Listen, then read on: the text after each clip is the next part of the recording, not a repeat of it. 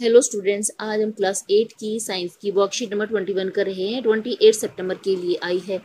इसमें हम धातु एवं धातु के बारे में पढ़ रहे हैं। आज हमें विस्थापन अभिक्रिया के बारे में पढ़ना है। चलिए बच्चों, शुरू करते हैं। अब एक बार फिर विस्थापन अभिक्रिया को समझते हैं। हम जान चुके हैं कि कुछ धातुएं अधिक अभिक्रियाशील होती हैं तो कुछ कम क्रियाशील होती हैं, और कुछ धातुएं तो किसी से भी अभिक्रिया नहीं करती हैं। अब हम धातुओं की अभिक्रियाशीलता के बारे में विस्थापन अभिक्रिया की मदद से जानते हैं। इससे पहले हमने धातु व धातु की बहुत सी अभिक्रिया पढ़ी। उसमें कुछ धातुएं बहुत ज्यादा अभिक्रियाशील थी, वे जल से या वायु से अभिक्रिया करके भी आग पकड़ रही थी। कुछ कम क्रियाशील थी और कुछ बहुत ही कम क्रियाशील थी। आज हम विभिन्न धातुओं की क्रियाशीलता को आपस में तुलना करेंगे और इसे विस्थापन अभिक्रिया की मदद से समझेंगे। इसके लिए आओ एक क्रियाकलाप करें। 100 ml के 2 बीकर लें, उन पर ए और बी चिन्हित करें। यहाँ पर 2 बीकर दिए गए हैं और एक पर ए लिखा गया है, दूसरे पर बी।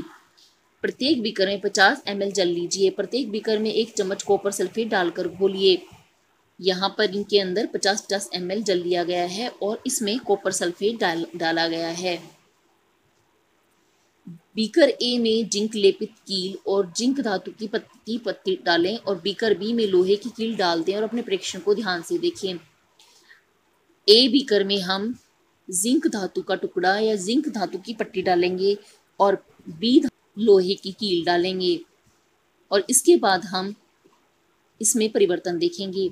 पहले हमें इस तरह से दिखा और उसके कुछ समय के बाद हम देखते हैं कि बीकर ए का में उपस्थित कॉपर सल्फेट का रंग बदल गया है और कॉपर सल्फेट का रंग बीकर बी में हल्का हरा हो गया है।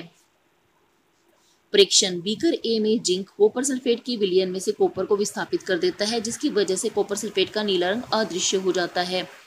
बीकर के पेंदे में कॉपर का भूरा पाउडर जमा हो गया। और यहाँ पर हम इन दोनों बीकर में देखेंगे कि नीचे कुछ चमकीला सा भूरे रंग का पदार्थ जमा हो गया। यह कॉपर था। यह इस विलयन में घुला हुआ था, परंतु जब ज्यादा अभिक्रियाशील धातु किसके साथ अभिक्रिया करवाई गई तो वह ज्यादा अभिक्रियाशील धातु तो विलयन में घुल गई और जो घुला हुआ कॉपर था वह ठोस रूप में नीचे आ गया, जिसकी वजह से कॉपर सल्फेट का नीला रंग अदृश्य हो जाता है। बीकर के पेंदे पर कॉपर का भूरा पाउडर जमा हो गया। इसे हम अभिक्रिया के रूप में इस प्रकार लिख सकते हैं: beaker A copper sulphate CuSO4 zinc Zn। क्योंकि जिंक ने कॉपर का स्थान ले लिया, इसलिए अब यहाँ पर से कॉपर हट गया और यहाँ पर हम देख सकते हैं कि ZnSO4 आ गया है। कॉपर इससे अलग हो गया है। बीकर बी में लोहे ने कॉपर सल्फेट के विलयन में से कॉपर को विस्थापित कर दिया। इसी प्रकार लोहा भी कॉपर के स्थान पर आ गया और कॉपर को इसने इसके स्थान से हटा दिया, इसीलिए हमारे पास में FeSO4 और कॉपर मिला। दी गई तालिका अभिक्रियाशीलता श्रेणी है। इसके अनुसार यदि ऊपर अधिक क्रियाशील वाली धातु से नीचे वाली धातु कम अभिक्रियाशील के लवणीय विलयन में डाली जाती है तो वह कम अभिक्रियाशील धातु को उसके विलयन में से विस्थापित कर देती है, लेकिन कम अभिक्रियाशील धातु अधिक अभिक्रियाशील धातु को विस्थापित नहीं कर सकती।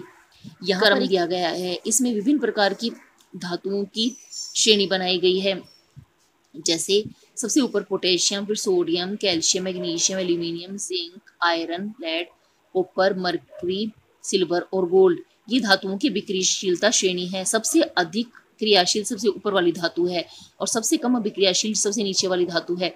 यदि हम किसी भी ऊपर वाली धातु को उसके साथ वाली नीचे वाली धातु से अभिक्रिया कराते हैं तो ऊपर वाली धातुएं नीचे वाली धातुओं को उसके विलयन में से विस्थापित कर देंगी, लेकिन कम क्रियाशील उसे विस्थापित नहीं कर सकती। जैसे अगर हम मैग्नीशियम और एल्यूमिनियम में विस्थापन अभिक्रिया देखेंगे तो मैग्नीशियम एल्यूमिनियम को विस्थापित कर देगी, लेकिन एल्यूमिनियम मैग्नीशियम को विस्थापित नहीं कर सकती है। स्वयं को जांचिए। कॉपर विलयन और कॉपर का रंग कैसा होता है? कॉपर विलयन का रंग नीला और कॉपर का रंग चमकीला भूरा होता है। प्रश्न 2, कॉपर जिंक के विलयन में से जिंक को विस्थापित क्यों नहीं कर पाती है? क्योंकि कॉपर कम अभिक्रियाशील धातु है। यह कम अभिक्रियाशील धातु अधिक अभिक्रियाशील धातु को विस्थापित नहीं कर सकती है। जिंक एक अधिक अभिक्रियाशील धातु है। प्रश्न 3, जिंक, आयरन, कॉपर को अभिक्रियाशीलता के घटते क्रम में व्यवस्थित कीजिए। इन सभी में सबसे अधिक क्रियाशील जिंक है, फिर उसके बाद में लोह है और उसके बाद में कॉपर है। प्रश्न 4, क्या होता है जब एक लोहे की कील को कॉपर सल्फेट के विलयन में रख देते हैं? जब कॉपर सल्फेट के विलयन में लोहे की कील को रखा जाता है तो कॉपर सल्फेट का नीला रंग अदृश्य हो जाता है, बीकर के पेंदे पर कॉपर का भूरा पाउडर जमा हो जाता है और विलयन का रंग हल्का हरा हो जाता है। प्रश्न 5, अभिक्रिया को पूर्ण कीजिए। जिंक, ZnSO4 और Cu। जिंक की अभिक्रिया जब हम कॉपर सल्फेट से करवाएंगे तो हमें यह अभिक्रिया प्राप्त होगी। आज की वर्कशीट में बच्चों में इतना ही करना है। जल्द ही नेक्स्ट वर्कशीट के सॉल्यूशन के साथ मिलेंगे।